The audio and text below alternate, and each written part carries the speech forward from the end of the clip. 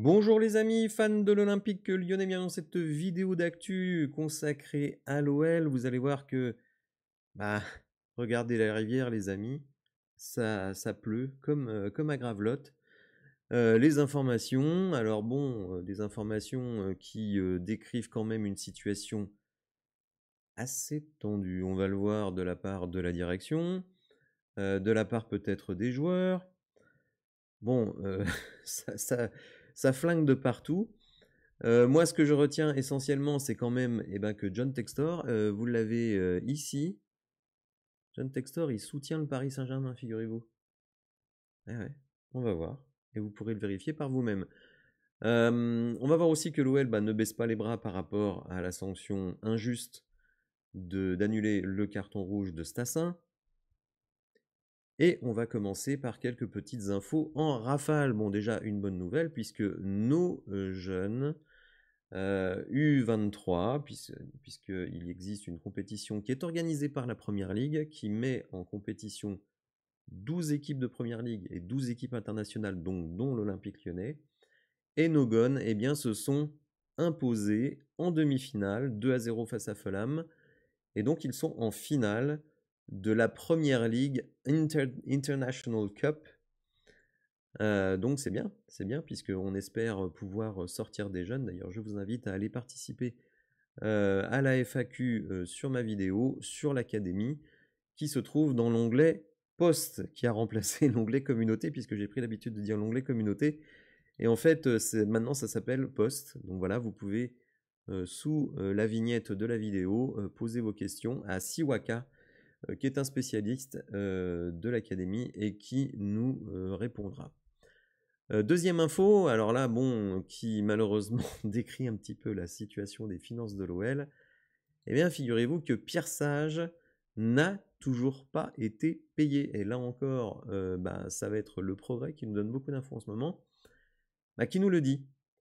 C'est repris par Foot Mercato, écarté du banc de l'OL en janvier dernier, remplacé par Paulo Fonseca. Pierre Sage n'a toujours pas perçu ses indemnités de licenciement, révèle le Progrès. Son staff, également remercié, se trouve dans la même situation, tout comme certains prestataires externes qui n'ont toujours pas été réglés. Et oui les amis, on est le 23 avril, le passage devant la DNCG est prévu fin mai, début juin. Attention, parce qu'il va y avoir deux passages devant la DNCG. Il va y avoir un premier passage pour l'exercice en cours, donc de juillet 2024 à juin 2025. L'OL doit apporter dans les caisses beaucoup d'argent, aux alentours de 100 millions. Peut-être plus, peut-être moins, mais bon. Donc ça, c'est pour l'exercice 2024-2025. Et ensuite, on va repasser devant la DNCG, en espérant toujours être en première division, pour l'exercice 25-26. Et sur cet exercice 25-26, on va devoir donner un budget prévisionnel pour dire voilà, quelles seront nos recettes, quelles seront nos dépenses. Bon, je vous dis tout de suite, les dépenses, elles ne seront pas très élevées, notamment sur le mercato. Donc ça commence à se rapprocher et on voit que pour terminer la saison, on est un petit peu la langue dehors et que notre ami Pierre Sage n'a toujours pas perçu ce qu'on lui doit, donc ça c'est quand même un petit peu embêtant. Le vestiaire se tend. Alors vous le savez, Paulo Fonseca est pas mal contesté par certaines décisions, certains choix de composition de début de match. Bon, moi, je l'ai plutôt défendu. D'ailleurs, je continue à le défendre parce que je pense que ce qu'on lui reproche est excessif. Mais vous allez voir que dans le vestiaire, pas mal de joueurs, et notamment des joueurs importants, sont sur cette ligne. À nouveau, c'est le Progrès qui nous donne cela, et c'est repris par Foot Mercato. Donc, vous le voyez, plusieurs stars de l'OL sont en colère contre Paulo Fonseca. Alors, on nous explique un petit peu pourquoi. L'ambiance dans le vestiaire des Gones commence à se tendre. Concrètement, les cadres historiques du club, Alexandre Lacazette et Corentin Tolisso, seraient mécontents du choix de Paulo Fonseca de confier les rênes de l'équipe à des profils plus jeunes tels que Ryan Cherki, Georges Mikotadze et Moussa Niakate. Alors bon, Moussa Niakate, c'est pas forcément un jeune, mais bon. Le quotidien ajoute que certains voient dans cette décision une nouvelle preuve que Fonseca peine à gérer les forts égaux dans un vestiaire, comme ce fut le cas à l'AC Milan. Vient ensuite le cas Nemanja Matic. Comme indiqué hier, le choix de Fonseca de sortir à coup de son chapeau à la surprise générale face à Manchester a pris tout le monde de court, y compris Matic. Le Serbe a très moyennement apprécié de ne pas affronter les Reds et sa relation avec Fonseca se serait très sérieusement dégradée. Donc vous voyez, ça vient quand même confirmer eh bien, qu'il y a eu un clash entre Fonseca et Matic, et que Matic, eh bien, effectivement, aurait bel et bien refusé de jouer contre Saint-Étienne. Donc, si Lacazette, si Tolisso, si Matic sont en rogne contre Fonseca, on va espérer que ça n'impacte pas trop la fin de saison, mais en tout cas, on ne l'aborde pas de la manière la plus sereine. Alors, c'est tendu aussi entre Textor et Prud'homme. Alors, vous le savez, Prud'homme a été écarté. Alors, pour tout un tas de raisons. Apparemment, donc, la direction lui reproche de se mêler du sportif. La direction lui reproche de ne pas faire ce qu'il faut sur le plan financier.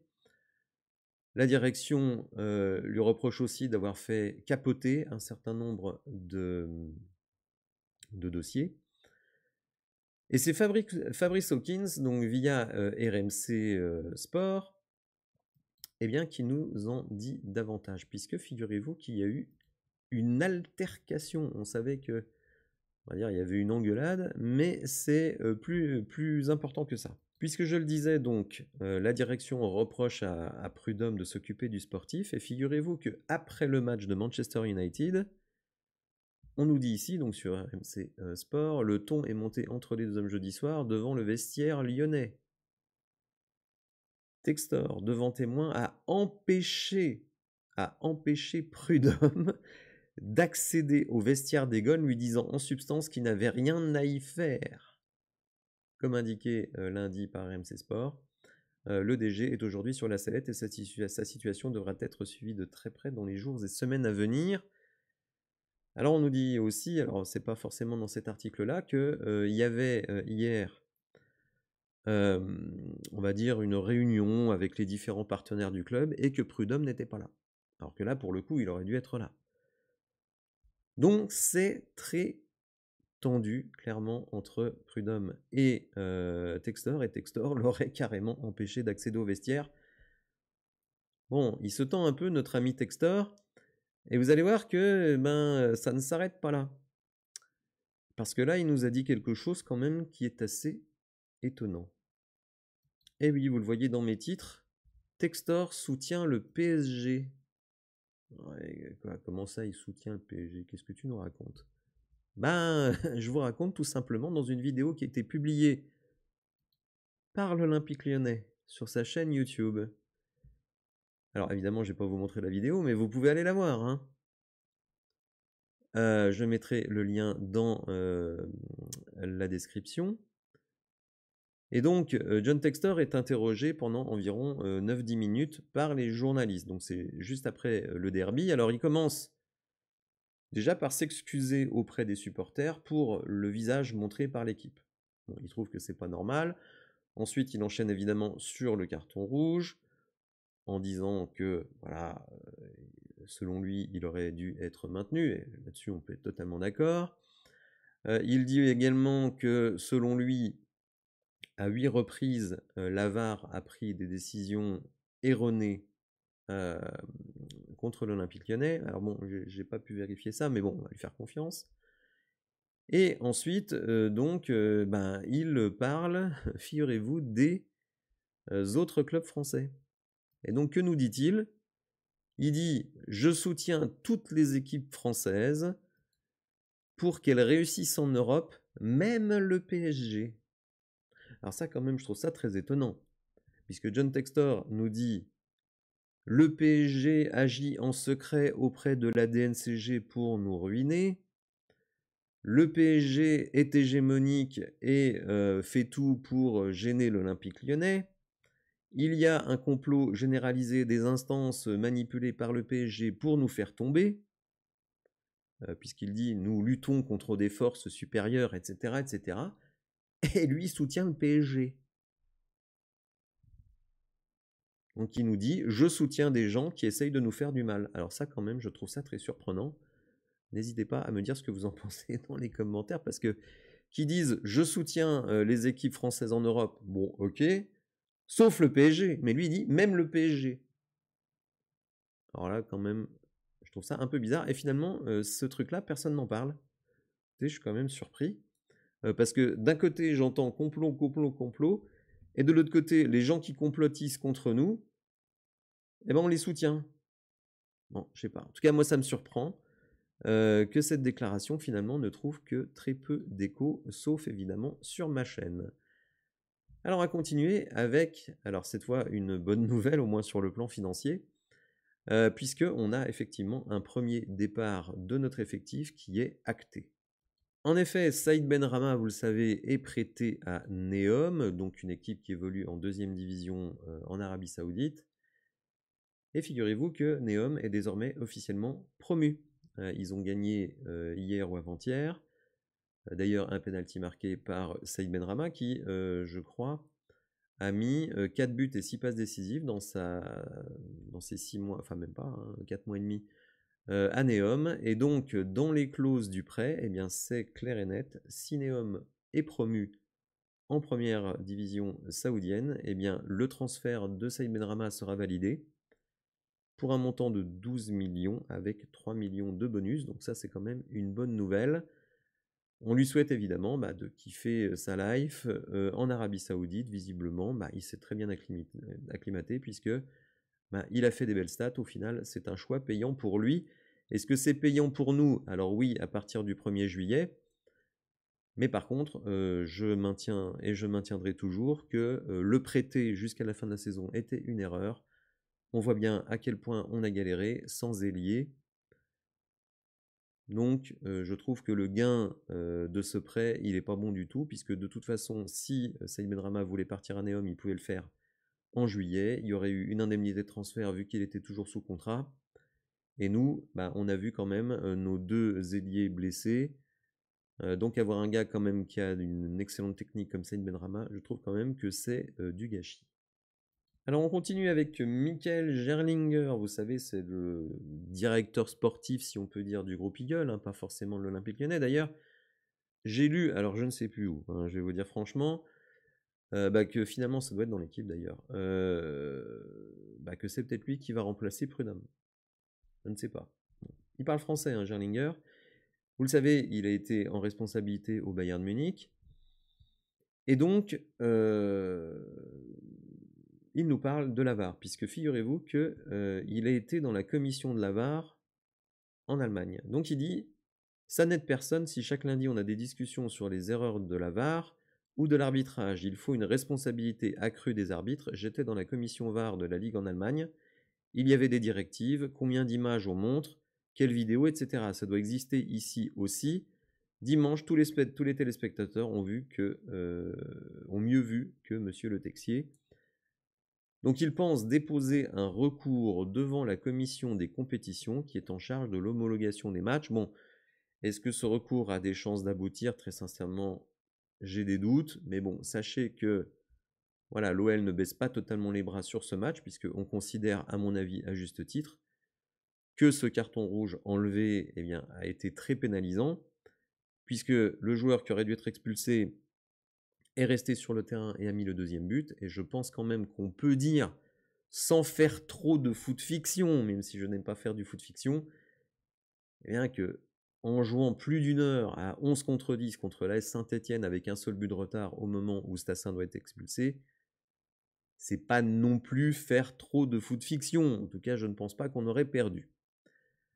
Alors, on va terminer avec Mathieu Louis-Jean, qui visiblement, après le match contre enfin non, pendant l'interruption de match, a eu des mots assez virulents avec Monsieur Le Texier. Et tout simplement, il est convoqué par la commission de discipline, parce que visiblement, on va dire, il aurait été un petit peu rude.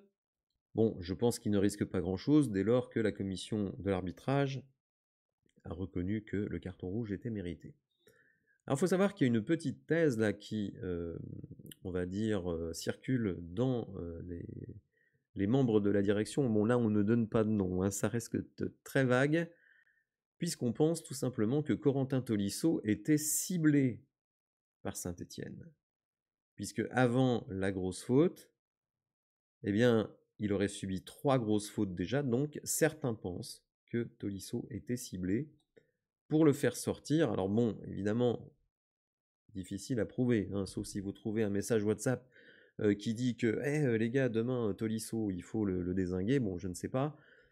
En tout cas, voilà ce qui circule. Alors d'ailleurs, pour Tolisso, vous pouvez voir donc dans l'onglet post la confirmation de ce que je vous ai dit hier, c'est-à-dire qu'il pourrait revenir contre Monaco.